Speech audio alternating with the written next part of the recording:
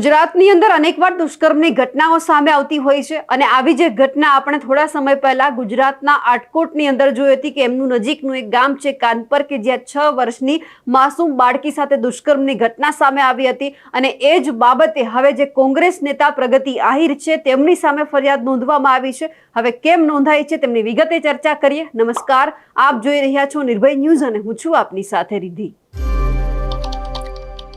4 ડિસેમ્બરનો એ દિવસ કે જ્યાં એક 6 વર્ષની જે માસૂમ બાળકી છે ખેતરમાં રમતી હતી અને એમની સાથે દુષ્કર્મની ઘટના સામે આવી, જે આટકોટ નજીક કાનપર ગામની સીમમાં દિલ્હીના નિર્ભયા કાંડ જેવી જ અત્યંત ક્રૂર અને જઘન્ય ઘટના સામે આવી હતી। ખેત મજૂરની વાડીમાં રમતી 6 વર્ષની માસૂમ બાળકીને નજીકની જાળીમાં ખેંચી જઈ 3 સંતાનના પિતા એવા નરાધમે પીંખી નાખી હતી। એટલું જ નહીં, દુષ્કર્મ બાદ બાળકીના પ્રાઇવેટ પાર્ટમાં સળિયો નાખી તેને લોહી લુહાણ પણ કરી દીધી હતી। બાળકી દર્દથી કણસી રહી હોવા છતાં નરાધમ તેને એ જ હાલતમાં ત્યાંથી મૂકીને નાસી છૂટ્યો હતો। આ જ મામલે હવે રાજકોટ જિલ્લાના આટકોટમાં દુષ્કર્મ પીડિત દીકરી અને તેના પરિવારની ઓળખ જાહેર થવાના મામલે કોંગ્રેસ નેતા પ્રગતિ આહિર સામે પોલીસ ફરિયાદ દાખલ કરવામાં આવી છે। મળતી માહિતી મુજબ આરોપ એ છે કે પ્રગતિ આહિરે દુષ્કર્મ પીડિત દીકરી સાથે ફોટો લઈ તેને સોશિયલ મીડિયા પર અપલોડ કર્યો હતો, જેના કારણે પીડિતાની ઓળખ જાહેર થઈ ગઈ છે। આ ઘટના જુવેનાઇલ જસ્ટિસ અધિનિયમ હેઠળ ગુનો બને છે, કારણ કે કાયદા મુજબ કોઈ પણ રીતે નાબાલિગ દુષ્કર્મ પીડિતાની ઓળખ જાહેર કરવી ગુનાહિત કૃત્ય ગણાય છે। આ મામલે સ્થાનિક પોલીસ દ્વારા ફરિયાદ પણ નોંધાઈ છે અને આગળની તપાસ શરૂ કરવામાં આવી છે। પોલીસ સૂત્રોના જણાવ્યા અનુસાર સોશિયલ મીડિયા પર મૂકવામાં આવેલા ફોટા અને જે પોસ્ટ છે એમના આધારે પુરાવા એકત્ર કરવામાં આવી રહ્યા છે। આ તપાસ દરમિયાન આ બાબત પણ જોવામાં આવશે કે ફોટો કયા હેતુથી અને કયા સંજોગોમાં શેર કરવામાં આવ્યો હતો।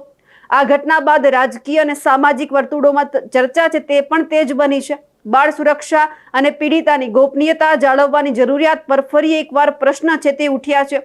જે પ્રગતિ આહિર છે તેમના સોશિયલ મીડિયા ઉપર એ ફોટોસ પણ અત્યારે અવેલેબલ છે કે જે એમના પીડિત પરિવારને મળ્યા હતા। બીજા પણ ઘણા બધા આગેવાનો હતા કે જે આ પીડિત પરિવાર છે તેમની મુલાકાત લેવા માટે ગયો હતો। 2-3 દિવસ પહેલાની વાત છે અને એ જ જેમણે સોશિયલ મીડિયા ઉપર જે પોસ્ટ છે તે મૂકી છે, ફોટા મૂક્યા છે, એ જ બાબતે તેમની સામે હવે ફરિયાદ છે તે નોંધવામાં આવી છે। આ સાથે જ આપણે જોયું કે પોલીસે પ્રાથમિક તપાસ બાદ આરોપી સામે ગંભીર જોગવાઈઓ હેઠળ ગુનો પણ દાખલ કર્યો હતો। આ તપાસ દરમિયાન ઘટનાઓની વધુ માહિતી એકત્ર કરવા માટે પોલીસે આરોપીને કોર્ટમાં રજૂ કર્યો હતો। કોર્ટે આરોપીને 15 ડિસેમ્બર 2025ના સાંજે 5 વાગ્યા સુધીના રિમાન્ડ પર મોકલ્યો હતો, એટલે કે જે આરોપી છે એમના રિમાન્ડ હજુ આવતીકાલ સુધીના છે। ત્યારબાદ પોલીસ દ્વારા આરોપીને નજીકમાં જ આવેલા તેના ઘર પાસે લઈ જવામાં આવ્યો હતો। એ દરમિયાન જે આ નરાધમ છે રામસિંહ, એમણે અચાનક લોખંડના ધારિયા વડે પોલીસ ઉપર હુમલો કર્યો હતો। આ હુમલામાં લોકલ ક્રાઇમ બ્રાન્ચની ટીમના પોલીસ કર્મી ધર્મેશ બાવળિયાને ઈજા પહોંચી હોવાનું પણ સામે આવ્યું હતું। રામસિંહ અંધારાનો લાભ લઈને ફરાર ન થાય એ માટે પોલીસે સમય સૂચકતા દાખવી આરોપી પર 2 રાઉન્ડ ફાયરિંગ કર્યું હતું। પોલીસ ફાયરિંગમાં આરોપી રામસિંહને બંને પગે ઈજા પણ પહોંચી હતી। પોલીસ કર્મચારીને પણ ઈજા થવાથી બંનેને તાત્કાલિક આટકોટની કેડીપી હોસ્પિટલ સારવાર અર્થે લઈ જવામાં આવ્યા હતા। સમગ્ર બનાવ સંદર્ભે પોલીસ દ્વારા આરોપી રામસિંહ વિરુદ્ધ આટકોટ પોલીસ સ્ટેશનમાં સરકારી ફરજમાં રૂકાવટ અને પોલીસ પર હુમલો કરવાનો વધુ એક ગુનો છે તે દાખલ કરવાની કાર્યવાહી હાથ ધરવામાં આવી હતી।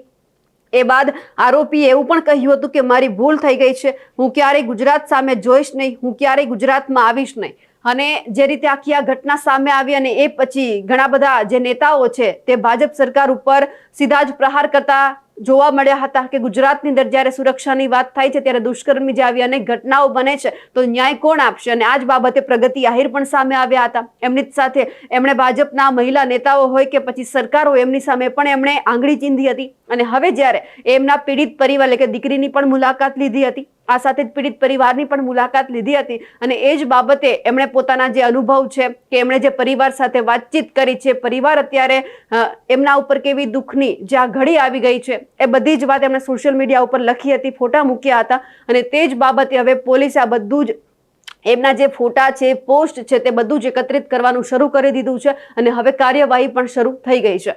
અમારા અહેવાલને લઈને આપનું શું માનવું છે કમેન્ટ કરીને ચોક્કસથી જણાવજો। સાથે જ અમારી નિર્ભય ન્યૂઝ ચેનલને લાઇક, શેર અને સબસ્ક્રાઇબ કરવાનું ભૂલશો નહીં। નમસ્કાર।